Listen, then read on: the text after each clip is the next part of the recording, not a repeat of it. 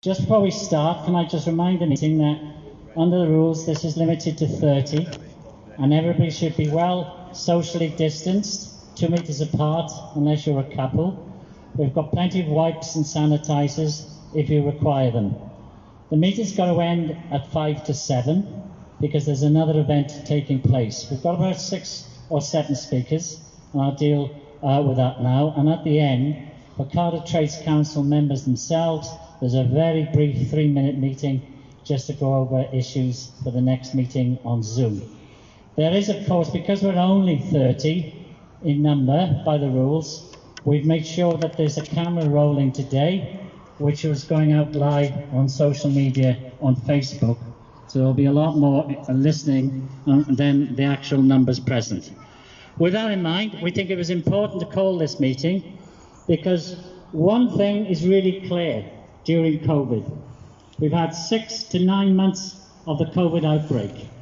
In that time, if one thing is clearer than anything else, is that the Tories and their rich friends continue to own society, but in the last period, it's been working class people who have been in essence running society. If you think about the day-to-day matters, where would we be without the NHS and the sacrifices that they've made? Where would we be without the transport workers to take people to work, to hospital, whatever? Where would we be without the retail workers, whose vital role in distributing the shops to keep us going? Where would we be without the civil servants who kept the benefits payments keep going in this period? So it's absolutely clear, we may not own society, but my God, without us, society would crumble during this COVID crisis. But the message for us today is this: after 6 to 9 months, we haven't had a penny, not one penny, in terms of a reward for those efforts. After 9 months, we haven't seen a word in terms of job protection when the schemes begin to come to an end at the end of October. And it's with that in mind, my friends, we've called this rally. It's one of many that's taking place, leading up, COVID permitting, leading up to a TUC organised event on October the 24th on those themes right across the country. So without further ado, I'll introduce the first speaker, which is me. I'm sorry about this, but we were hoping to get Peter Hughes, who's the Regional Secretary of Unite, who is of course leading the campaign in the Protect Jobs issue. Unfortunately, Peter can't make it, and then lo and behold, his replacement is now shielding.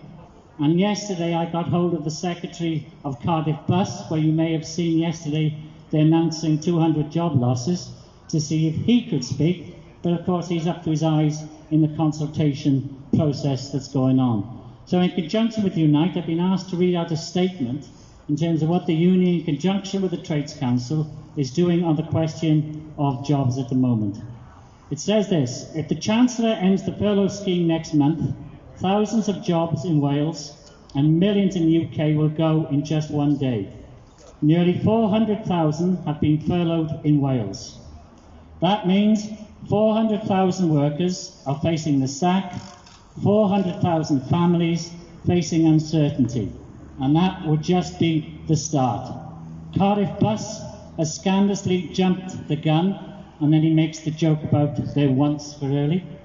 Cardiff Bus has scandalously jumped the gun and announced that they will sack 20% of the workforce. That's 130 jobs. And of course, we stand in solidarity with those workers to pledge their support, as we did in the past. Bus workers, of course, are key workers. They put their health at risk in this pandemic to keep other key workers going into work. They've kept the economy going despite the risk to their own health. Many bus drivers have died in the COVID crisis, and it's no exaggeration to say that they have given their lives in this crisis. And what we're saying now is that Cardiff Council and the Welsh Government must step in to support these jobs. If they sack the workers, it means more buses off the road, which means more people on less buses during the pandemic. Inevitably, it means cuts for the South Wales metro system in terms of transport, and more people will be forced back onto the car. And it's always been the position in terms of Cardiff Trades Council that Cardiff Bus should be brought back into the control of the council so we can move to an integrated transport system. And the statement ends by saying the furlough is due to finish October the 24th. As it stands, the Chancellor said it will end. In effect, he's throwing millions onto the dole in one day. We must prepare now to put pressure on the government. Save jobs, extend the furlough, extend it to workers in the precarious sector too. So we will be calling a day of action right across the board on October 24th. Thanks very much for the statement from Unite.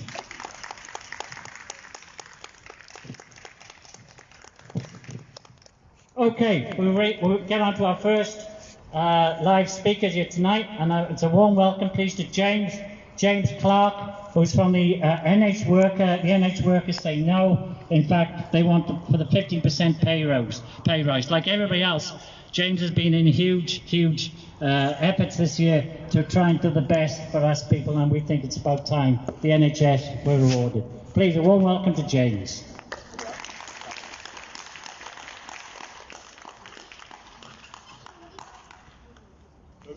Good evening, everyone.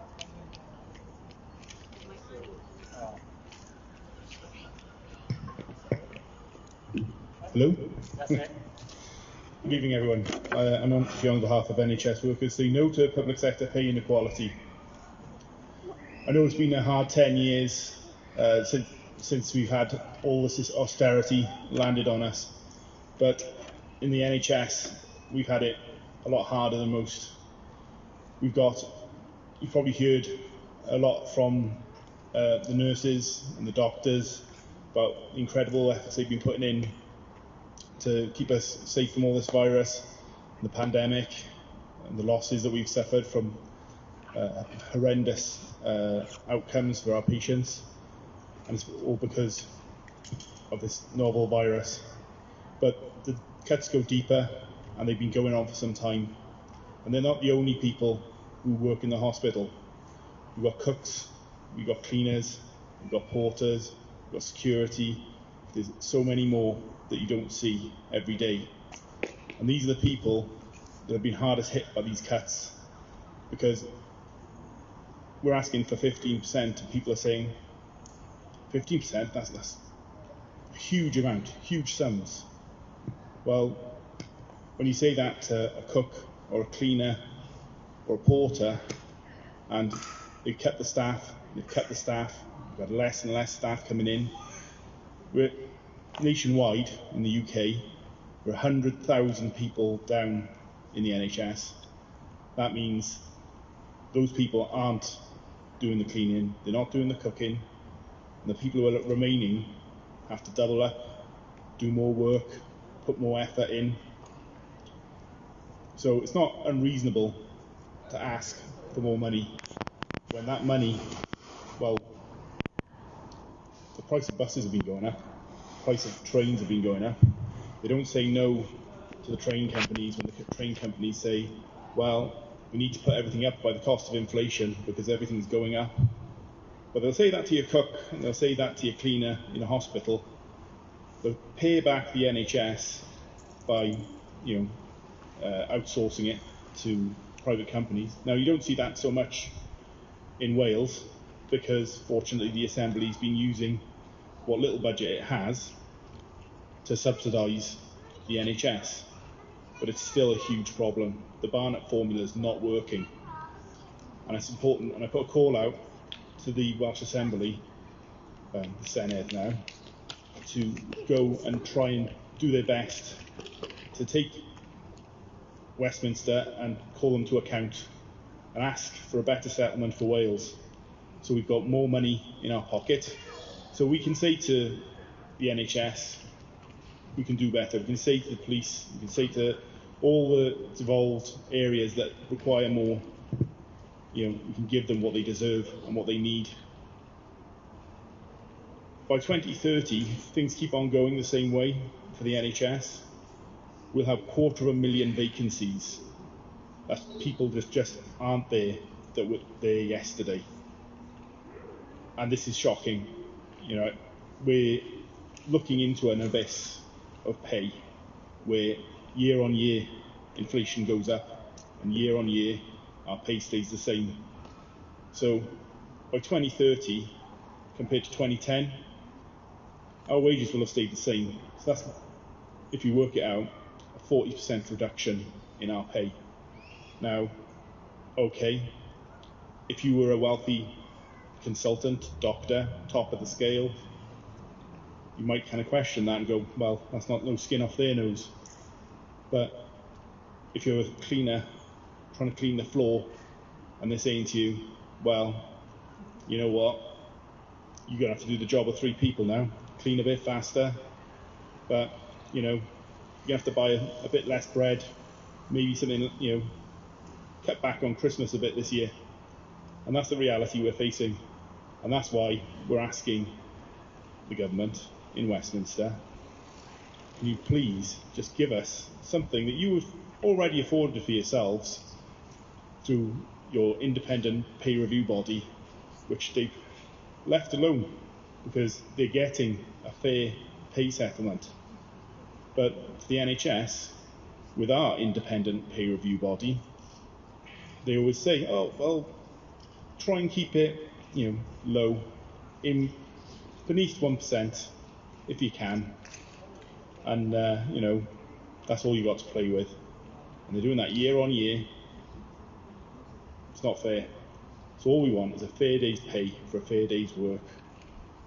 And that's it. Thank you very much. A warm welcome to James and all NHS workers, because our motto is 15% now. And where the government gets it, that's up to them. But let's put it like this. They wasted £600 million earlier this year on useless PP equipment, not even done within the NHS, but to their big business friends, and none of it worked. So 600 million they spent on that, then they can spend 50% to give NHS workers a reward for the huge effort. Cheers. Right, our second speaker is Lianne Francis. Lianne is a member of Caerphilly NEU, but she lives in Cardiff. And Lianne, of course, is at the front line as one of those in terms of at work with all the safety issues with all the kids going back to school. And Lianne is going to describe some of the problems and issues and what the union stands for. Welcome, please, to Lianne.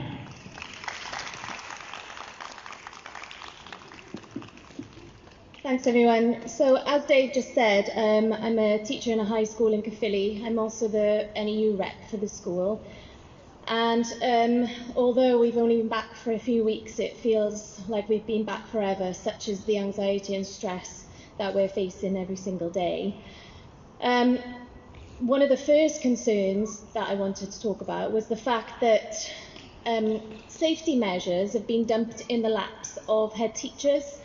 And so rather than county councils having clear and stringent plans for a safe reopening of schools, including testing, they've just allowed schools to reopen and told head teachers that they decide what that reopening looks like. And it's very clear that they're already anticipating another spike in cases. And if it turns out that schools reopening have contributed to that, which they will have done, then the blame will easily be laid at the feet of those head teachers rather than with the councils who failed to provide proper safety regulations for reopening in the first place. We've only been back for 2 weeks. We've gone down from 7 year groups to 4. We had a case within the first day, within the sixth form. So that year group had to isolate for 2 weeks, the whole year group, whereas if proper testing had been in place, then we would have known in advance that that pupil couldn't come to school. As it was, the lower six had to start with 2 weeks off school, having had their exams cancelled as well. So failing to protect the educational experience of our pupils is just as big an issue. We've now got year 11 and year 10 in isolation as well. We've got 3 members of staff confirmed as having COVID. We've been told as a staff that county regulations mean that if we have been in the same room as a pupil who's then tested positive, or for a member of, as a member of staff who has, that provided we stayed 2 metres away from them for the whole time that we were there, then we should be fine. Nobody knows if that's actually going to be the case or not. We're basically sitting ducks. We don't know if within a couple of weeks we're going to find that more and more people who have taught those pupils are then testing positive for the virus and passing it on to vulnerable people, or they're vulnerable people themselves. One of the confirmed cases that we have is very vulnerable. We're in a situation where we've got a piece of tape that's 2 metres from the board, which means that we have to teach pressed against the back wall in order to maintain 2 metres social distancing. If we move from the wall at all, then we are within 2 metres of the front row, because the classrooms are so crammed, we've got 36 in one room, that we can't move from the board. So pupils can't get any help. I can't hear what they're saying because they're wearing masks, thankfully. But obviously sending children back to school in that sort of environment is very upsetting for us and for them, because teaching is becoming more and more difficult by the day. Where we have pupils isolating, we then have to set distance learning work for those pupils, but we have to make sure that it's the same work as the class that we're teaching, so we have to double up by then going online and posting the work and marking the work online as well. Where we have situations where a teacher is isolating, then we have to set cover work for that teacher as well, but make sure that it's not doubling up on the work that they're doing, and it is just one, crisis after another every day. As union rep, we're getting called into the head teacher's office on the daily, because this is new territory for him as well as for us. He's following county guidelines, but until proper testing is in place, then we can't possibly run the school in a way that's safe or effective in terms of education. So now that we are short of tests as well, we now face another issue where we don't know if the pupil in front of us is positive for coronavirus or not, or whether they should be isolating or not. And I think, like I said, we are sitting ducks. It is a matter of time before cases start to explode in schools. Mine is better than many. The safety precautions we have in place are better than many. Some schools have opened with no change at all. And so I hope I'm wrong, but I fear that I won't be. And there will be a lot of blame laid at the feet of this government and of these local councils if the inevitable happens, which I'm sure it will. So we are demanding adequate testing, routine testing of pupils and staff in schools, so that we know that the pupils that are in front of us are safe to be there and that we are safe to teach them. Thank you.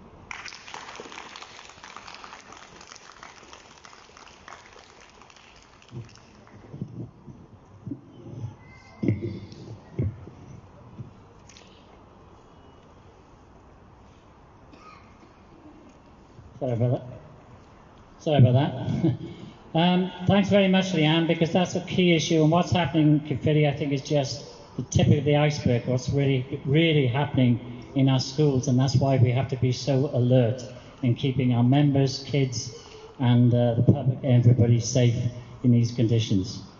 Now, our next speaker is a break from the usual trade union speakers. It's a special guest speaker that the Cardiff Trades Council have asked to speak.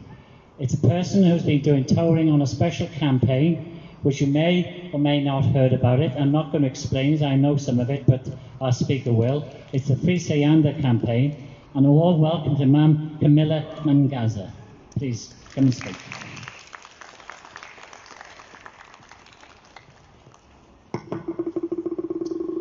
Thank you, guys. Thank you. Thank you for allowing me to speak today. I think you should listen to really all the speakers that have taken the time out to tell you about the issues, first of all, within the NHS and in the education system. It's really important that you kind of listen to the struggles and support them, and they're putting themselves in danger. And because of this virus, they need that extra support to be able to help themselves in the work that they're being paid to do. They've got bills to pay like everybody else, so please support these guys and listen to them when they speak. So I just wanted to say that first of all. I have been kindly invited here just to kind of explain to you about the Free Siyanda campaign. The Free Siyanda campaign is about my daughter, Siyanda, who is currently serving a prison sentence for GBH, when in fact she was attacked by racists, three people, two of them men, twice Siyanda's age. She was 20 at the time, and the attack consisted of a barrage of kicking in the head and stamping in the face, to the form where she had a footprint on her face. She managed to defend herself, but not successfully. But when arrested, the police ignored her claims of the racial hate crime committed against her, and we then was forced down this unjust system. So first of all, Siyanda was ignored by the Dyfed Parish Police, who arrested her. They ignored her claims of the racial hate crime, and even though they asked us to do their job for them and hand them evidence that she was attacked, they decided not to submit all that evidence to the CPS. The second failure was the CPS not inquiring about the detailed racial hate crime that Siyanda put in her statement, which they are supposed to question since the Macpherson report after the Stephen Lawrence inquiry. Things have not changed for black people when they are in a situation of race hate crime, and that wasn't questioned either. And then when we had to go to the trial and defend Siyanda's case, profusely defended it after showing evidence of her injuries, including a proven footprint on the side of her face. The jury decided to ignore that, even though the investigating police officer from Dyfed Parish Police, who self-confessed that he was not fully experienced in violent hate crime, admitted that he did not carry out a full investigation of her hate crime, and when asked why, he was told not to by his supervisor, but he conveniently forgot the name of that supervisor, and the jury still convicted her of GBH, even though there was doubt. So even though the jury would have never understood what it's like to be attacked because of the colour of her skin, because they were not her peers, there was still doubt there, and they still chose to convict her of this awful crime. My daughter has never, ever, ever been in trouble with the police. My daughter also suffers walking disabilities. So when she was attacked and had threats to kill and being called awful names, she couldn't even run from the situation. The police knew all these details and chose not to protect her as a victim. She instead of being found, the system says that you are innocent until proven guilty. She was guilty until proven innocent, and that should not be happening to any victim of any form of violent crime, and including race crime. So I'm asking for your support to support Siyanda's campaign. She's currently in the justice system. We are currently dealing with a detailed complaint with the IOPC as well. The Dyfed Parish Police may tell you that that complaint has been dealt with, but it has not. This is how much they're trying to hide the fact of their incompetence and deliberate act in not dealing with a significant hate crime. I need to inform you that this gross miscarriage of justice is one of the most serious in recent generations in Wales, and it does need to be supported, it does need to be campaigned about, and we do need your help. So I wanted to briefly explain this, because it is a serious gross miscarriage of justice, because we do not want this to happen again to any person, white, black, any colour, we don't. And it shouldn't have happened to a 20-year-old person, 4'10" girl with walking disabilities, okay, who has never ever committed a crime before, and be ignored and swiped under the carpet. As her mother, I'm not going to allow this to happen. I am going to be preaching the injustice of Dyfed Parish Police, of the CPS and of the justice system that saw fit to swipe her away like dirt. Black people are not dirt. We deserve equality just like everybody else. If it was your child, you would fight as well. This is why I'm fighting and asking for your support. So thank you ever so much, everybody.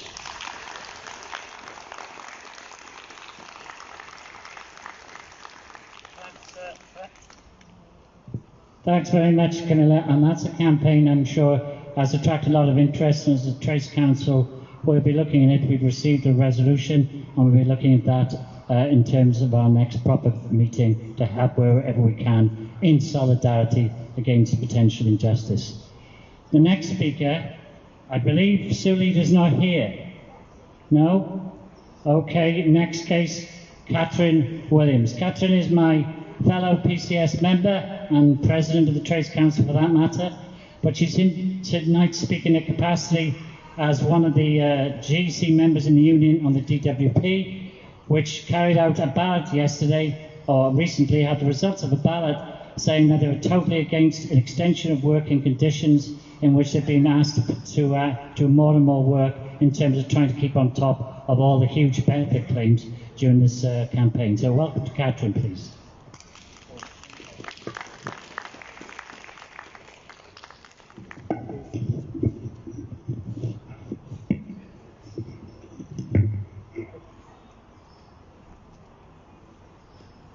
Thanks, Dave. And I think this rally, the way we have to do it, exposes how dangerous things are out there. And I think, quite frankly, this is a very important time for our trade union movement to make sure we put centre stage the fight for jobs, the fight for safety and the fight for our services together, and really have a call to arms across our movement to defend all of them. We're on a war footing, and it's about time the bosses realise this. The bosses want to make us pay for the pandemic. But what the pandemic has exposed is who matters in society. Working class people have kept this country running. It wasn't politicians, it wasn't the bosses, it wasn't the super rich who have been shielding in their big mansions and huge gardens. It's been working class people that have kept our services running. They've kept the transport going, kept the benefit system going, crucially putting their lives on the line in all areas, especially the health service. And all the work that is being done is really important in terms of all of those things, putting food on our tables and everything else. And those low-paid workers living in overcrowded situations, dealing with travelling to work on crowded public transport, putting our lives at risk day in, day out, are the ones that need to be supported. But making sure that also the bosses don't use the pandemic to lay off workers, threaten jobs, and put everybody's livelihoods at risk. We're in the fight for our lives and the fight of our lives at this moment in time. 700,000 jobs have been destroyed during the pandemic. And as Dave said, I represent workers in an area where I don't want an increase in work. When we have an increase in work, it means the situation for working class people across this country is much worse. Representing workers delivering the benefit system. And quite frankly, the government has been making things worse. We needed a job retention scheme. Workers, the trade union movement fought for the job retention scheme. But as the end of that is approaching, we need to fight to make sure that as COVID cases rise, as we try and fight to make sure our communities remain safe, that actually people have the means to live on. Bosses have been very quick to take the government's money. They've been very quick to take the 6-month free labour from young workers in the latest young workers scheme. And 100% funded by the government. They're very quick to keep workers on when the government is paying their wages. As soon as the government scheme is coming to an end, then those workers' jobs are being threatened. And we need to fight to make sure that the bosses put their hands in their own pockets. The super rich, who haven't seen a change in their lifestyles, haven't seen the change in their income, are actually trying to make us pay and ordinary working class people pay. So it is a call to arms to make sure that we are fighting for those jobs, for services in our communities, but also the absolutely essential services to actually deal with the pandemic. We've seen the disaster with track and trace, as Lianne has mentioned. We need to make sure that the testing is done, that the services are there to support those with COVID. But also we have the full pay for workers. They can self-isolate safely. They don't drag themselves into work when they're ill because they can't afford to stay at home. And actually proper measures as well You know, the lockdown we've seen everywhere. It's a disaster. The government is running from one crisis to another, both in Westminster, but also in the devolved governments like we have behind us. But also day to day, we need to make sure that every single measure is taken in all our workplaces. Where we are delivering services, we need to make sure that's delivered safely. So we saw in London during the pandemic, bus fares were abolished because it actually stopped any interaction, the unnecessary interaction with the drivers. There's all sorts of things that can be done in our workplaces, but as we're heading into winter, those workplaces become even more dangerous. The windows can't be kept open during the winter. The aerosol particles, you know, quite frankly, Lianne has mentioned the 2 metres in our schools, but 2 metres, you know, is not perfectly safe. Aerosol transmission, the rooms filling up with the virus particles put all of us at risk far more, especially in contact centre situations and so on. We're all speaking much more than normal. So we need to fight to make sure all the measures are taken place. The DWP, as an employer, has already been found to be in breach of health and safety legislation. In an office that could fit 5,000 people, they couldn't socially distance 300 members of staff. So we need to make sure that we are making sure that every single workplace is safe. All the workers are able to keep 2 metres apart. In the sort of work where you can't actually stay 2 metres apart from everybody else, then mitigating factors should be provided, full protective equipment and so on. But, you know, and if people can work from home, they should still be able to do so. So, you know, it is actually important. And at the moment, our members clearly have been busting a gut, providing services, focusing on getting the money out to every single member of the public and focusing on how you can provide support during a recession, very difficult circumstances for workers trying to find jobs and make ends meet.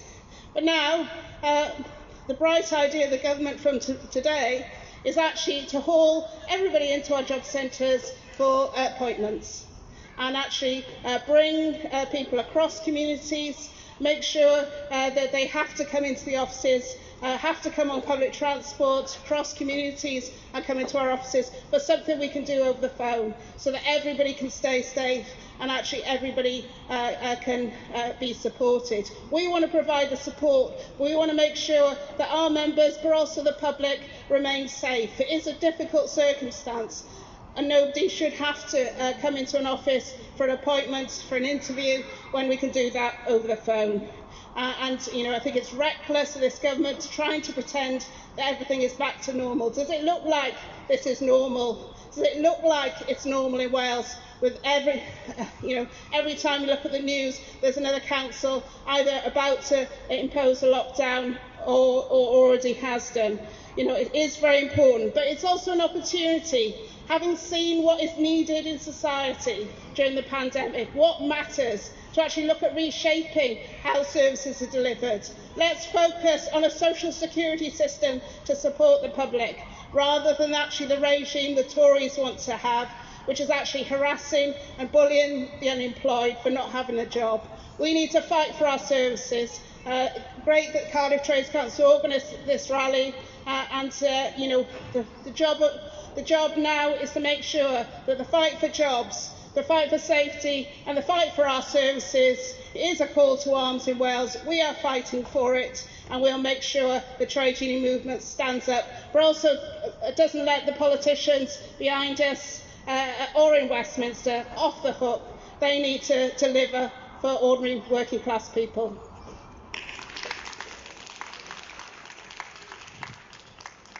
Thanks very much, Katrine. I think as she put it herself, it is a call to arms.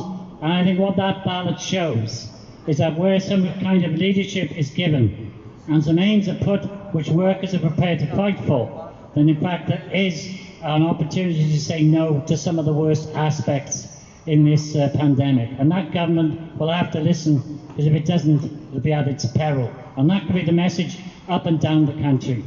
The next speaker, the next but last in actual fact, is Natasha Hirst. Natasha is the Vice Chair of Cardiff and South East Wales NUJ branch. And Natasha is going to particularly speak upon the difficulties of working in an industry if you're freelance and you're dependent in terms of that way of earning money in these very bad times. Natasha, can I just as well, one last, just remember to continue to socially distance. This meeting may be only 30, but it's being put on social media far and wide. Natasha.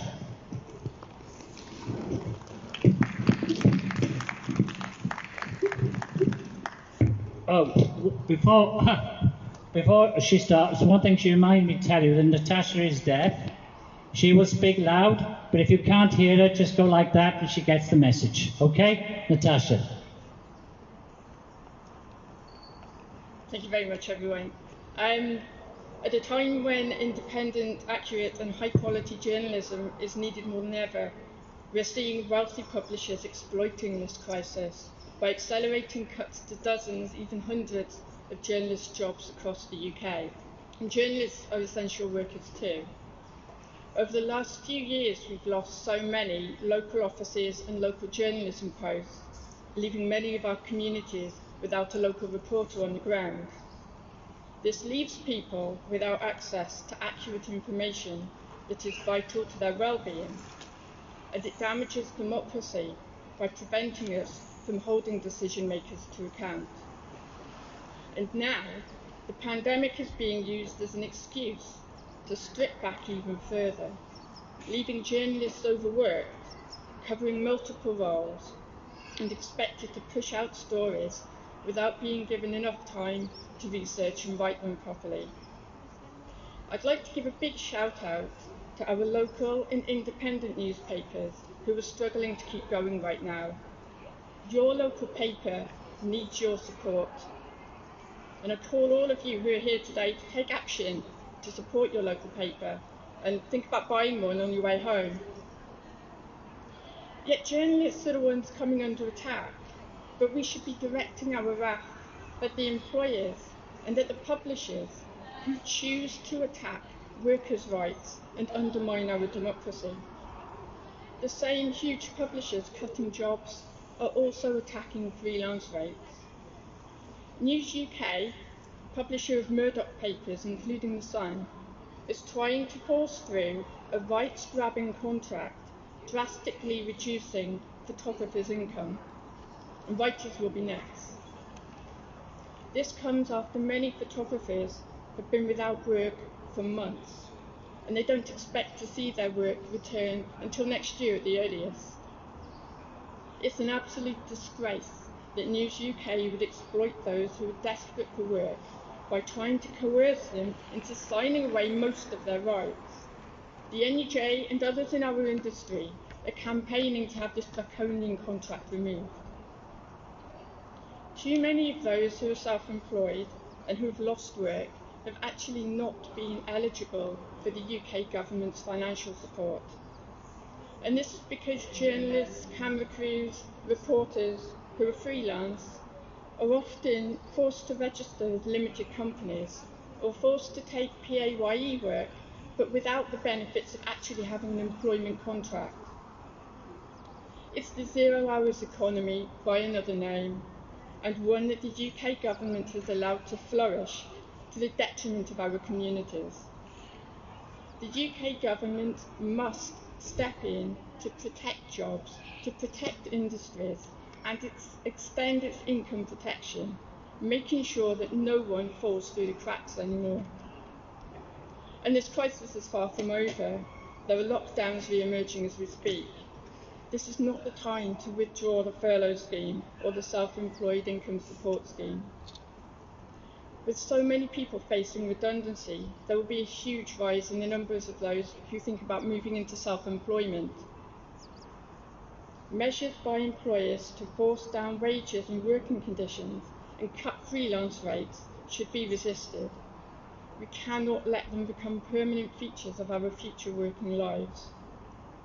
And the hit to our industry will also affect diversity, as opportunities for underrepresented groups to enter journalism become ever further out of reach.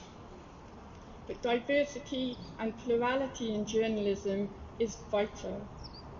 Whose stories are being heard? Whose stories are being told? And who is telling those stories? Journalism needs to better reflect the communities it reports on and for. All of us need to see our lives and our priorities being represented. Disabled workers are also more likely to be self-employed, and they face multiple barriers in applying for financial support and benefits. Disabled workers also fear that redundancies will hit them the hardest. But universal credit and other benefits are not the adequate safety net that most people need when they lose their jobs or when they can't work. And this pushes people into debt and ill health. The gig economy, 0 hours contracts, and the erosion of workers' rights and conditions for the self-employed have created the perfect opportunity for unscrupulous employers to exploit people who are desperately trying to make a living. A handful of media moguls, tax dodgers like the Barclay brothers and Rupert Murdoch, own and direct the bulk of our media. It's undemocratic, it's bad for workers, and it's bad for public accountability. This affects all of us who need accurate news on what is happening with our schools, our public services, and our politicians. We in the NUJ call for democratic ownership and accountability of the media. The NUJ has a media recovery plan that calls for a tax on the tech giants to fund it. Please back our workers and back our cause for survival. Thank you very much. Thanks very much, Natasha. It's always interesting to show that the self-employed, at the end of the day, for many self-employed are no different to those of us who are fortunate to be working and those of us indeed who are unfortunate not to be. Now that brings me to the last speaker. I began the introduction from the Unite who couldn't make it, in which the Unite Union have a major campaign on defending jobs, no more job losses, to stop, to extend rather the furlough. And of course at the receiving end of the job losses at the moment are many, many young people. Young people who are either in the hospitality industry or in very precarious jobs. In fact, they now call it the precarious sector. And for a young person today, if you're made unemployed, it's so difficult to get a job. And they have many demands and rights too. So I'm very proud to introduce you to the last speaker tonight, Ellen, who's a young worker in a typical place in Cardiff, and I'm sure she's going to tell you all about it. Ellen?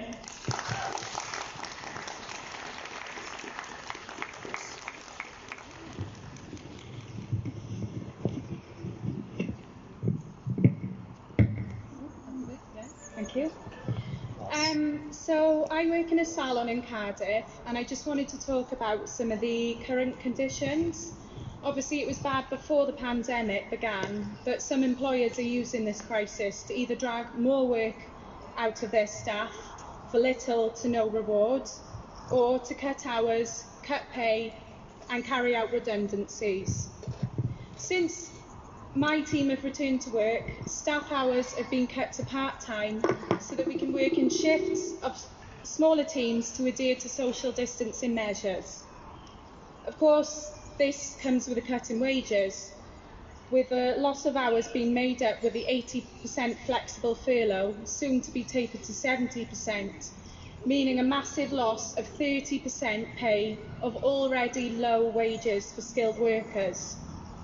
The team were originally given longer appointments with no lunch breaks on 9-hour shifts and were blackmailed into accepting these conditions by being told they could lose out on commission, when of course in reality there was clearly more of a concern of loss of profits for the boss.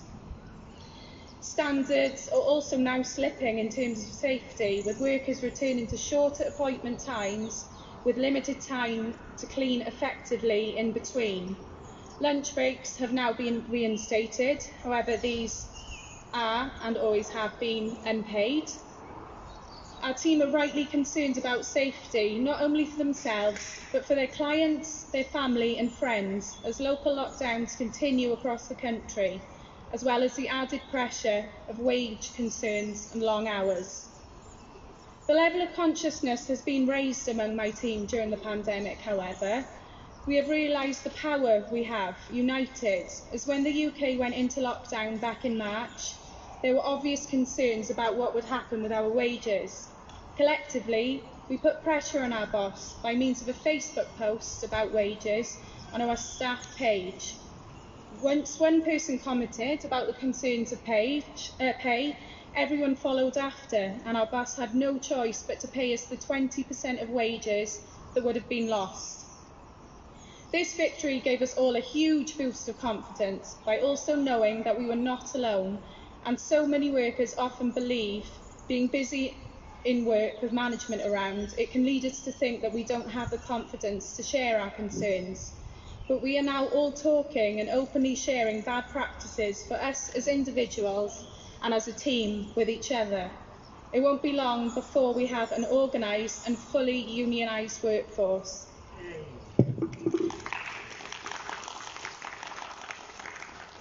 The pandemic and lockdown have highlighted poor conditions for all workers across the globe and how bosses are putting profits before the needs and safety of their workers. How is it that the 1% of super rich have gained more from this pandemic than anyone else? Why are the super rich like Richard Branson, Jeff Bezos and Tim Martin either earning trillions or asking for government bailouts while not paying taxes when workers are being sacked, given 0-hour contracts, not receiving 100% pay and being made to work in unsafe conditions? Trade unions should demand that these big businesses open their books for inspection and be taken into public ownership. In this rotten capitalist system, profits and the 1% are always looked after above everyone else. But that is all they are, 1%. Us, the workers, the 99%. And united, we have the power to build a world for the needs of the working class and not for the capitalist elite. Thank you.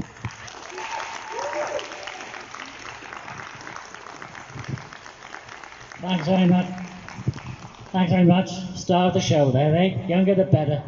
Right, thanks very much for coming. As I said, this is just a small event tonight. It's been watched by a lot more on social media.